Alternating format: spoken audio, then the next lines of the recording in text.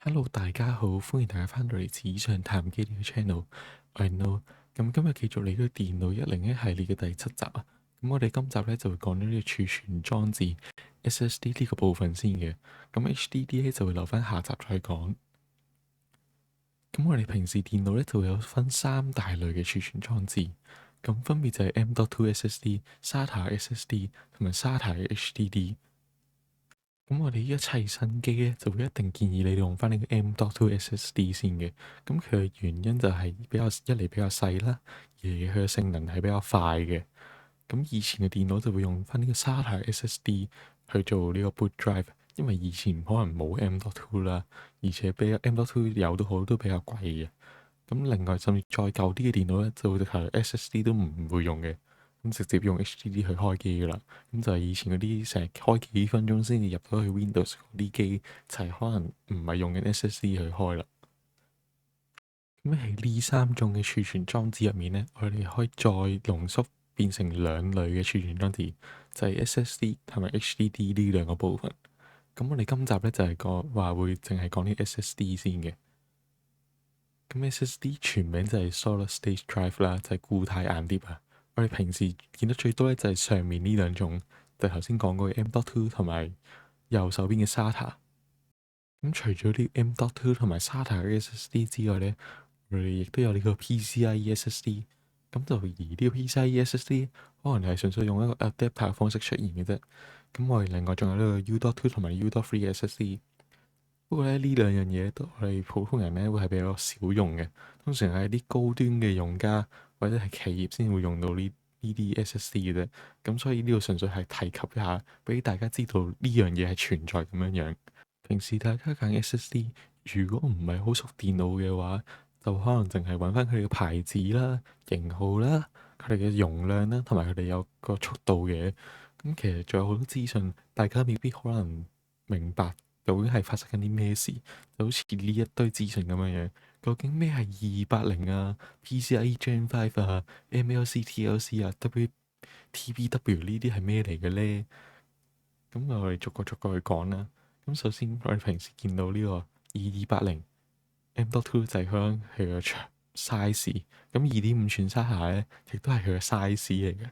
咁就揀翻對應嘅 size 啦。咁就費事你買完之後裝唔到啊嘛。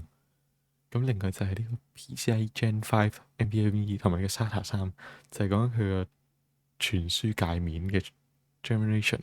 咁 PCIe Gen 5 NVMe 同埋 SATA 3又係咩嚟嘅咧？咁就係講緊佢哋嘅通道同埋佢哋嘅世代嘅。咁就好似呢個 USB 咁樣樣，USB 亦都有分 USB 2、USB 3、3.1、3.2咁樣樣，同埋有 USB 4咁樣樣。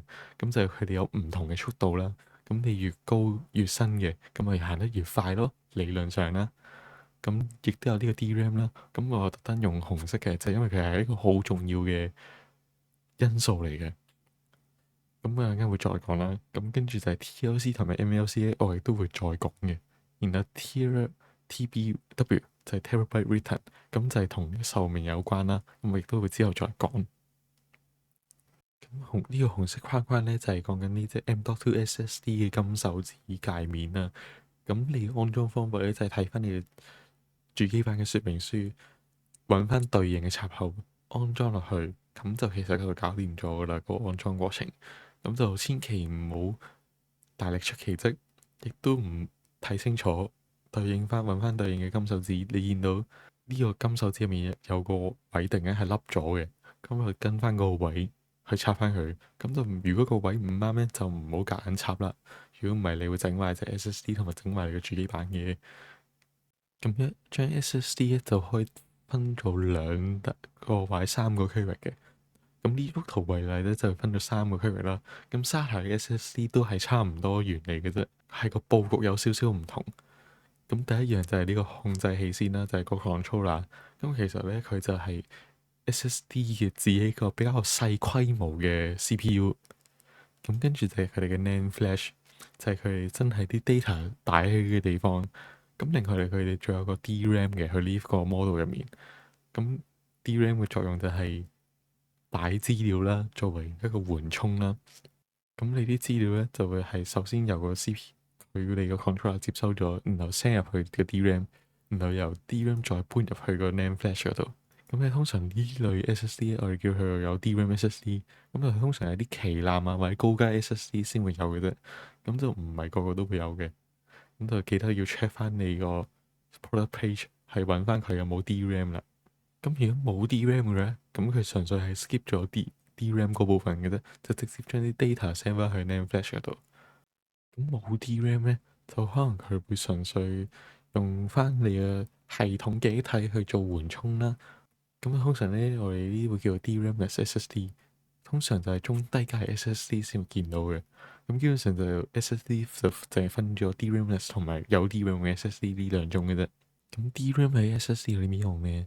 咁 DRAM 作為呢個額外緩衝，咁你 download 大 file 嗰陣時，就可以舒緩 NAND flash 唔夠快呢個問題。咁當然，如果你個 file 真係超大嘅，可能記數以百 G 計嘅，咁佢個 NAND DRAM 咧都有機會會爆咗。咁其實佢最後都會降速嘅。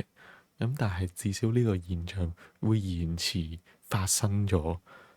咁另外就係 DRAM 可以作為呢個 NAND 嘅地圖去用啦，咁就會俾翻呢個 controller 去睇。咁個 controller 撈嘢嗰陣時，因為有呢幅地圖，咁佢揾嘢就會揾得快好多啊。咁所以佢撈嘢亦都會比起呢個冇 DRAM 嘅 SSD 快。咁你通常如果你要揀啲有 DRAM 嘅 SSD 咧，就係通常建議係你係可能 content creator 啊，比較 care 個打機可能 FPS 嘅穩定性啊嘅人去用嘅。咁當然，如果你平時有大量嘅 download file 嘅用途嘅話，都建議你用翻有 DRAM 嘅 SSD 啦。咁好啦，你而家見到個圈起咗三嚿黑色嘢，呢三嚿黑色嘢頭先講咗就係佢嘅 NAND flash 啦。咁然後呢 NAND flash 咧就係由一個 cell 儲存單元去組成嘅。咁係咩意思咧？就係 NAND 入面最細嘅物理儲存單元嘅電位啊！咁大家首先要認知一樣嘢，就係呢個電腦嘅基本單位。電腦嘅基本單位就係零同一，而你哋大家所影嘅相啊、打機啊，都係由一大堆零同一去組成嘅。咁我哋通常有四大類嘅儲存單元啦，有 SLC 啦、MLC、TLC 同埋 QLC。咁對應翻就係 single level cell、multi level cell、triple level cell 同埋 quad level cell 嘅。咁大家可以將 cell 想像成電腦世界嘅屋，咁呢，就係一個紅色框框啦。咁 SLC 就係呢個紅色框框，就咁可以有人住嘅。但係 MLC 就可以劏多一間房出嚟，甚至或者劏一間屋出嚟。咁然後 TLC 就可以再劏多一間屋，然後 QLC 就比起 TLC 再劏多一間屋出嚟。咁對應翻就係有一個 bit 啦、兩個 bit、三個 bit 同埋四個 bit 可以顯示出嚟。咁因為 SLC 淨係可以擺到一個位元嘅資訊，然後 QLC 可以擺到四個位元嘅資訊。咁我哋就會知道 SLC 係會用最多位，然後 QLC 就會最慳位嘅。喺同樣嘅資訊下，咁假設呢個有464個資訊位元嘅資訊，咁 SLC 咧就會用足464個 cell 啦，MLC 就會用到232個 cell，TLC 就係用155個 cell，然後 QLC 就係用115個 cell。咁所以咧，頭先點解會話 SLC 用最多位，然後 QLC 用最少位？咁喺呢度，我想大家將頭先想像出嚟嘅屋變做電掣一陣。咁我哋 SLC 平時有兩種狀態，咁如果用電掣嚟做比喻嘅話，就係開咗同閂咗嘅狀態。咁就儲存咗呢類嘅資訊。咁但係有冇諗過 MLC、TLC 同埋 QLC 要儲多幾多嘅資訊呢？咁就其實就會變成咁樣嘅。如果佢哋用電掣嘅方式去做比喻，由 SLC 嘅兩種狀態變成 MLC 嘅四種狀態，然後 TLC 嘅8種狀態，然後 QLC 嘅16種狀態。然後你就可以想像呢粒電掣要去咁多種狀態之中調校，咁你可以想像邊種電掣會易用啊？咁你代入完去用呢幾種唔同類型嘅電掣之後，個結果就係你會發現 SLC 會係最容易用，一拍就完咗。但係 QLC 你就會控制到好精準，去達到你想要嘅儲存。咁結果就係 SLC 就會快過 QLC 啦。假設佢其他因素不變。咁但係如果你留意翻市場上面嘅 SSD，你會發現佢哋主要都用 TLC 嘅，其次就會用翻 QLC 或者 MLC。咁原因有好多，包括佢哋嘅產能啦、性能啦、成本同埋技術，呢啲都會影響到 SSD 佢哋用咩 cell type 嘅。依家雖然仲用緊 TLC，會唔會過多幾年用 QLC 咧？呢個冇人答話得到嘅。特別係依家 AI 盛行，SSD RAM 搶得好犀利，咁為咗可能慳一啲成本，儲咗啲嘢，會唔會大規模去投入使用 QLC 咧？咁呢個都係一個可能性嚟嘅。咁我哋而家 SSD 嘅進展就去到講咗有冇 DRAM 嘅分別啦，同埋佢哋點樣影響啦。咁亦都講咗呢個儲存單元嘅類別啦，亦都話依家嘅市場主流係用緊 TLC 嘅。咁我哋會講下點樣睇佢哋嘅規格同埋佢哋嘅速度啦。咁呢個係 WD-SN8100 SSD 嘅 Amazon 嘅版本啦。即係喺 Amazon 你會見到嘅頁面啦。咁你大家通常買咧，就可能會留意到佢哋有幾多容量啦，佢哋嘅速度啊，同埋佢哋嘅價錢。咁我自己咧會即刻會留意翻佢哋係行緊啲咩 PCIe generation 同埋佢嘅 size 嘅。咁頭先都講過啦，因為我唔想 incompatible 嘛，我想用翻啱我用嘅 SSD 嘛。如果買咗之後裝唔到嘅，咁就尷尬啦。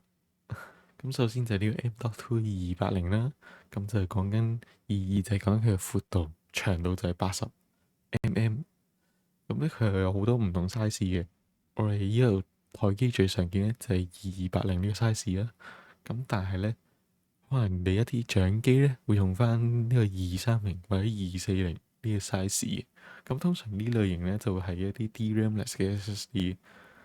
咁跟住就係呢個 PCIe generation 啦。咁依家嘅主流咧就係 PCIe Gen 4嘅 SSD，例如係 SN850啦、A 就係 GM7000啦、三星嘅990 Pro 啦，呢啲都係 PCIe 4嘅 SSD 嘅。咁點解要講呢樣嘢咧？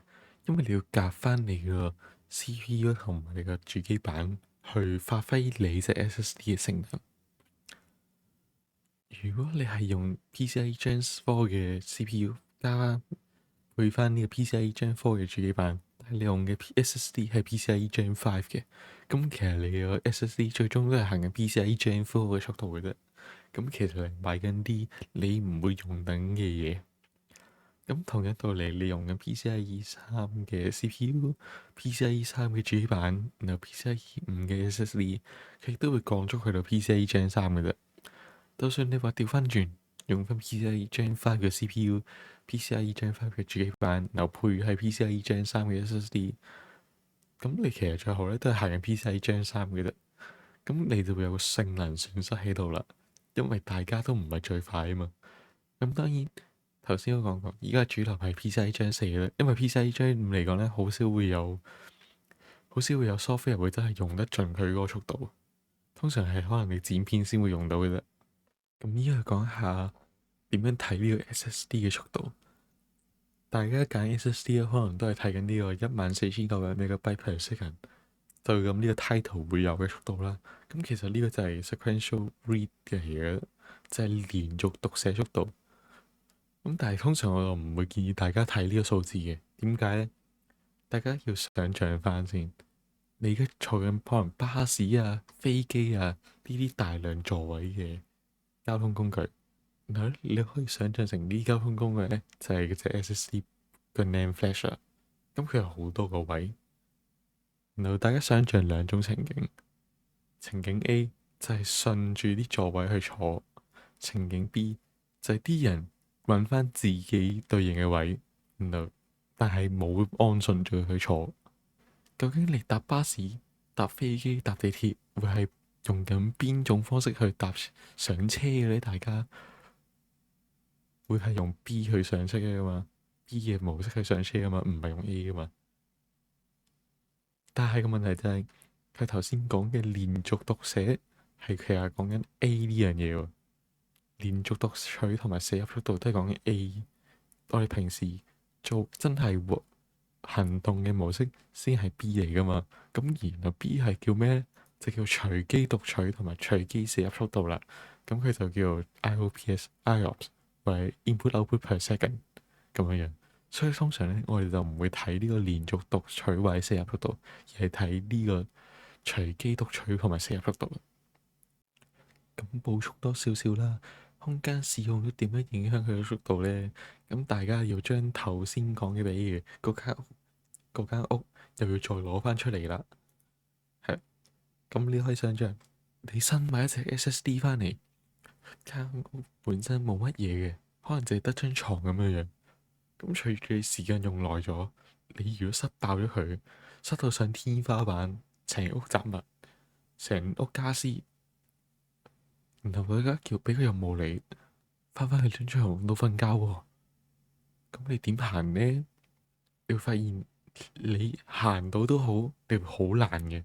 甚至如果你真係塞爆晒，你堆滿晒所有雜物，所有雜物堆到上天花板，咁你咪行唔到咯。咁就係呢個原理就係咁樣樣啦。點解你個使用率會影響你個速度咯？好啦，咁跟住講下你 SSD 壽命。咁頭先都講過，就係 terabyte written 啦，就係寫入次數啦。通常就會用 TB 嚟嘅，TB 嚟做單位嘅。咁記住用翻呢個 SSD 嚟做例子啦。咁你見到呢個 title 入面呢，就冇講過佢嘅壽命有幾長嘅，冇提及佢嘅寫入次數有幾多啦，都冇嘅。咁通常呢種情況下呢，我會建議直接去睇翻佢嘅 spec sheet，即係佢嘅規格，去翻佢嘅官網度揾。咁就佢呢隻 SSD 嘅情況下，去翻佢嘅官網度揾就會揾到呢一個表格。咁你見到佢有4個 model 啦，有8TB、4TB、2TB 同埋1TB。咁分別對應嘅壽命呢，佢個寫入次數壽命呢，就係4800啦、2400啦、1200同埋600。咁假設呢間屋係2TB 嘅，你寫爆咗佢，咁你就用咗2TB 嘅寫入壽命噶啦。然後你 delete 咗再寫。咁如果用2TB model 嚟做例子嘅話，咁佢有1200次嘅 terabyte written 嘅壽命次數啦。你寫，因為你2TB 嘛，咁代表你重複寫呢隻2TB 嘅數據，寫夠600次就會用盡咗佢理論嘅壽命噶啦。咁但係如果你嘅使用率唔變，但係你個 SSD 嘅 size 加大咗，變成4TB 甚至8TB 嘅。咁你個壽命次數，你可以想象成 double，甚至再4倍咁樣去計噶咯。所以通常咧 SSD 呢樣嘢就只會預多唔預少嘅。咁今集嘅 SSD 就去到呢度咁多先。咁我哋 HDD 就會下次再繼續。咁如果有啲補充咧，亦都會留翻去下一集嘅。咁如果啲咩問題咧，我認為係有必要補充嘅話，都會去擺喺下一集。咁大家有問題就記得留言啦。中意呢條片亦都俾個 like。咁我哋下集再見啦。